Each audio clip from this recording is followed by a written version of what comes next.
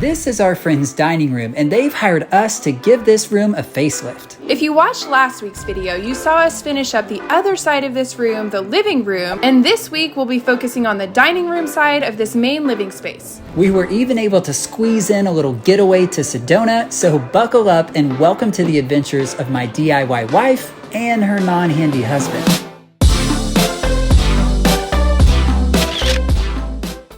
Before we get started, we want to say thank you to the sponsor of today's video, Level. Level smart locks add convenience invisibly, without compromising on design and security. They raise the bar for the connected home with technology that is simple, intuitive, useful, and invisible. Level takes a unique product approach, one that puts people before technology. By creating smart locks that provide multiple ways to access your home, Level meets you wherever you are on the technology spectrum. Level has a few different options. Level Bolt goes inside the lock you have today, making your existing lock smart and allowing you to keep your existing home design and keys. Level Lock and Level Lock Touch Edition replaces the lock you have today and is available in 4 distinct finishes. All Level smart locks allow you to access your home in new ways with technology hidden inside your door. Level also has a keypad accessory that allows for unique key code creation and sharing for easy visitor access. Installing Level Lock is simple and only requires a screwdriver. We installed a Level Lock on our front door and it was really straightforward because it came with great instructions and overall probably took us less than 10 minutes. We have used smart locks on our doors for years now and I have never seen another one that looks this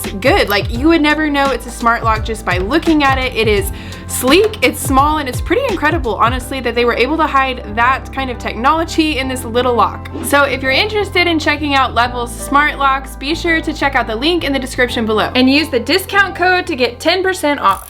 All right, this week we're going to be working on finishing the dining room side of that whole living room open space, and kind of the main thing we'll be working on is a big gallery wall using a lot of the cool vintage artwork that they have. And also I'm kind of deciding between either buying a really big mirror or repurposing a mirror that they've just pulled out of their bathroom and making a frame for that. I just kind of need to think through that process and see if I can make that work and if it's the right size, so I might have a little fun DIY project too. We went ahead and made a stop by Lowe's to grab the materials I would need to build a frame around the mirror so I could see if that idea might work.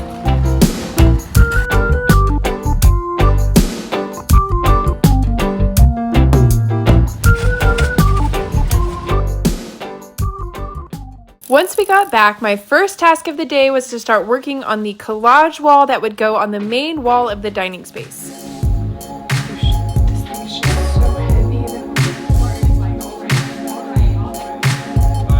I started by laying out all of the frames that we already had on hand so I could figure out which ones were going to work and if we would need to go buy more.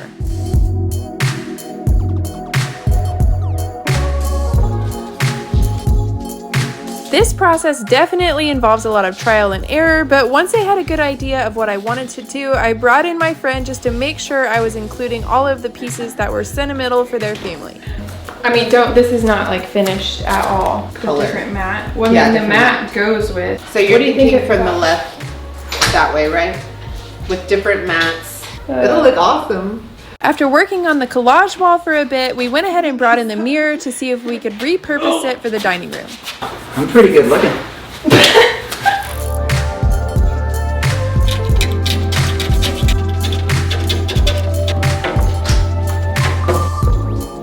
So this mirror actually just got pulled out of the hallway bathroom, which is another project we'll be working on. We'll share with you guys soon. And I think it's actually gonna fit perfectly here. So I'm cleaning it up and we're kind of planning on building a frame around it. Be a fun little project. Hey, take it easy. Okay, so I kind of played with all my ideas for the picture collage wall here. I've got a good idea of what frames I might kind of need as filler pieces. We've decided we're for sure doing the mirror over there. It kind of fits perfectly, which is awesome, but I need to get some gold rub and buff and spray paint to kind of do an antique gold finish on that. So we're gonna go run some errands to get the rest of the stuff that we need to finish this space. But before we could go into Michael's, we kind of noticed that Chipotle was next door and we couldn't help ourselves and grab some lunch. After lunch, we went to Michael's for a number of things we would need for this project. I grabbed spray paint and rub and buff that I would use to paint the frame for the mirror to give it a nice antique gold finish. I also grabbed a few picture frames that I would need to finish out the collage wall. If you break those, you're fired. Once we got back from Michael's, I got back to work on the collage wall to make sure my new frames would work. I also went ahead and ironed out this tapestry, and this is something that had been in their family, and I just love how unique it is, and that it's not something that you can just go and buy at the store.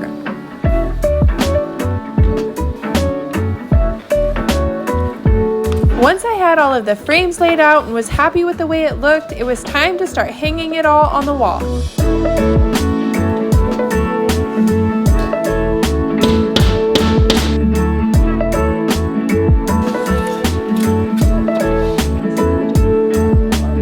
Oh, you put up that picture of my grandmother?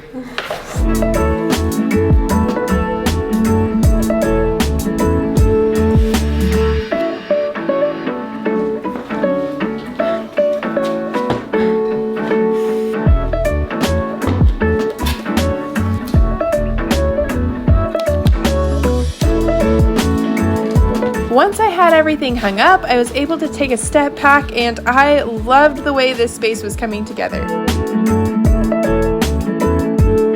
Next, I hung up this unique light fixture, and it's actually the same one that they had in this space previously, but I feel like it fits the new look perfectly as well.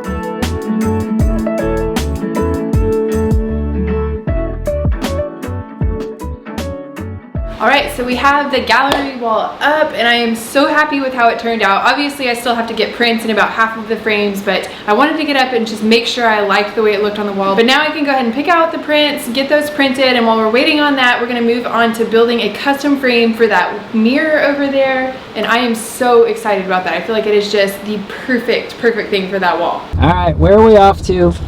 Back to Lowe's! Again! I know. I'm glad this is like hopefully a fast project, because it is like too hot to even be outside at all. Yeah, it's pretty hot outside, I would say. It's like it sucks the energy out of you. You just walk outside and we're both like, I don't want to build anything. It's so hot. We made it! We made it! At Lowe's, we got the last couple of things I needed to build the frame for the mirror, plus a few other essentials. Yes, that is a yes.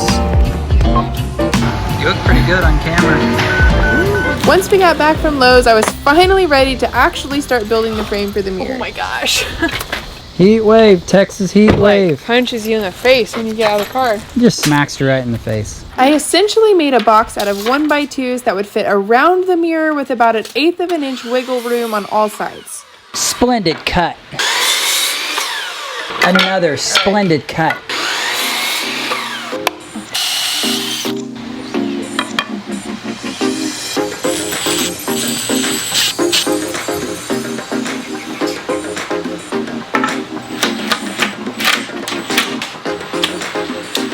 Then I cut decorative molding with mitered corners that would actually fit inside the box, and this is what the mirror would be glued to.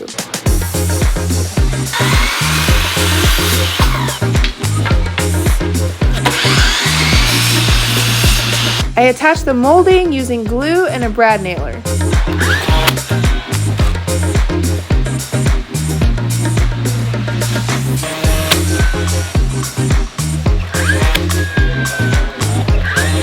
Next, I caulked all of the seams and then brought it outside to paint.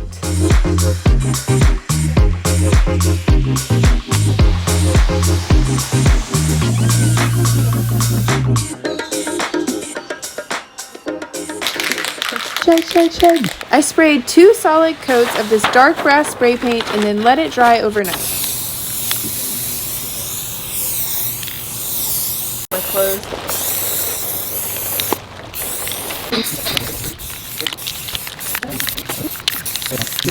The next day, I brought the frame inside and started applying rub and buff to give it a more authentic aged brass look.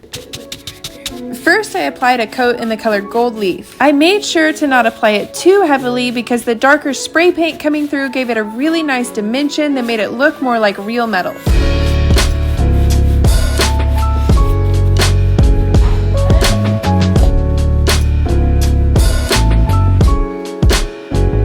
Next, I applied a light coat of the color Antique Gold just to give it even more dimension.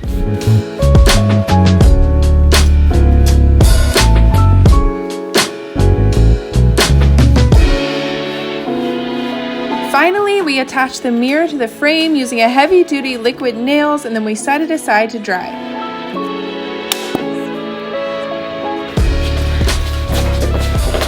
So we set it inside of it.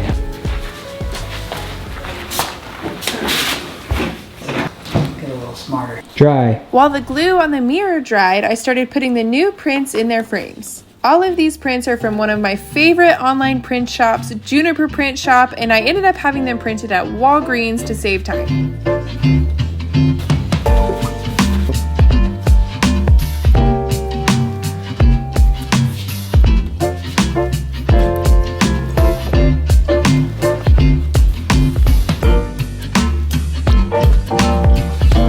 Oh no. You're getting rid of the bulldog for real? That was the only picture I truly loved. And after that, we were ready to start putting the finishing touches on this space.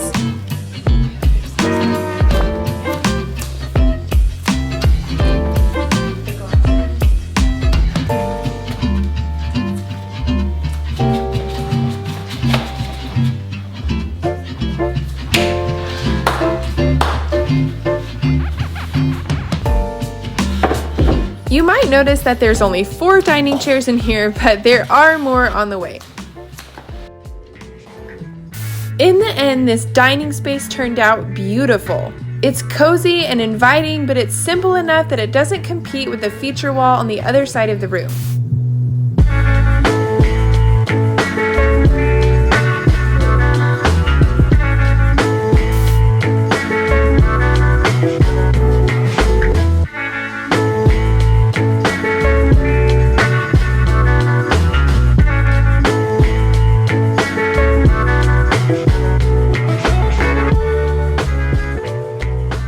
Well, amazing job on this dining room, and I love how you made it look elegant, it looks clean, but you didn't make it just busy and cluttered. I feel like it's just what that space called for. I love it. Yeah, since we had such a great focal point on the other side of the room, on the living room side, I wanted to keep this side a little bit more simple, but just still add a little bit of unique character. And I love how we were able to do this side on such a budget. We used almost all of the artwork that they already had on hand. Even furniture was stuff that they already had. And then that mirror, you guys, that was such a great idea. We had the idea of making a mirror, and that turned out awesome. It was just a fun, unique touch to the space. So that's it for this dining room makeover, but you'll definitely want to stick around because we have a lot of exciting videos coming up. We have some behind the scenes stuff. Of course, we're going to be finishing out the kitchen, and so you'll definitely want to stick with us, and we'll catch you in the next episode.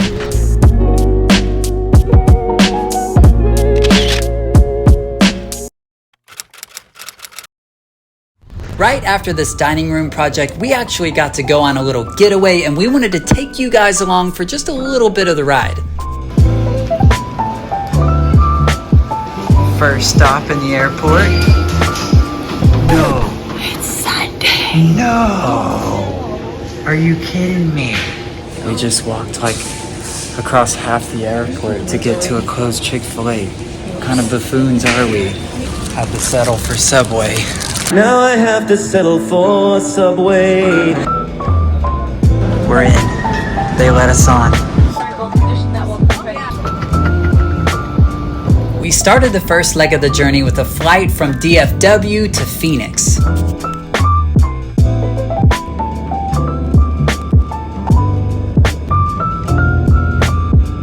Please remain in your seat to arrive at the gate. The captain has turned off that seatbelt sign. After landing, we picked up a rental car and drove 2 hours from Phoenix into Sedona.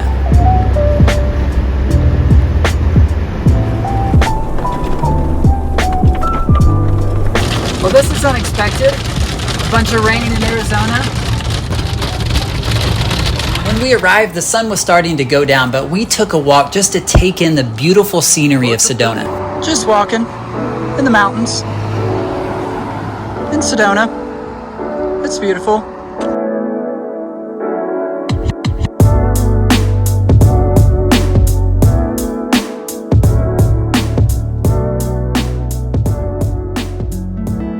Then over the next 4 days, we hiked over 20 miles of absolutely gorgeous trails. So it's hard to tell, but we are way up here. It's so beautiful. It's insane.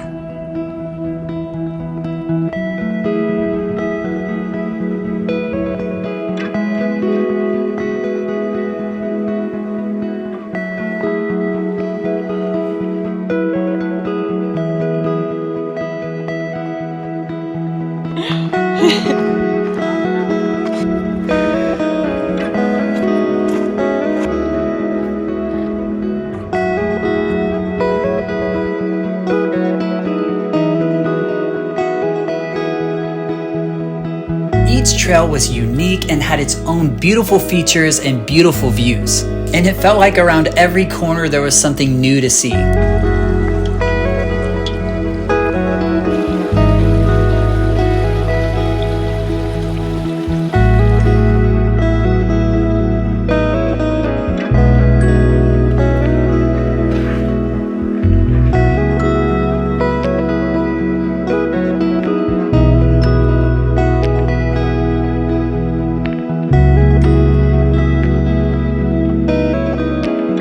We even took a little trip up to the Grand Canyon and tried to fathom what we were seeing. All in all, Sedona was a hiker's paradise and we would love to go back. We finished our final night with an absolutely gorgeous sunset and then flew home.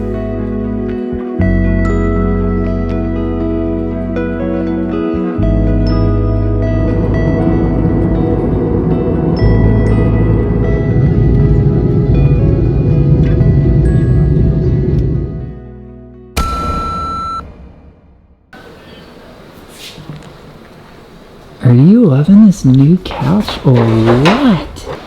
A cat never loved a couch more than this cat loves this couch. Look at the relaxation. There has never been a comfier cat couch.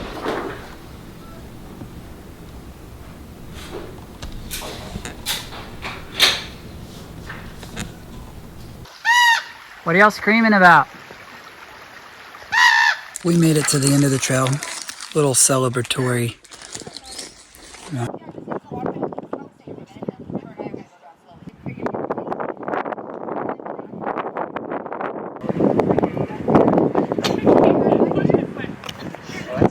Just stick out your arms.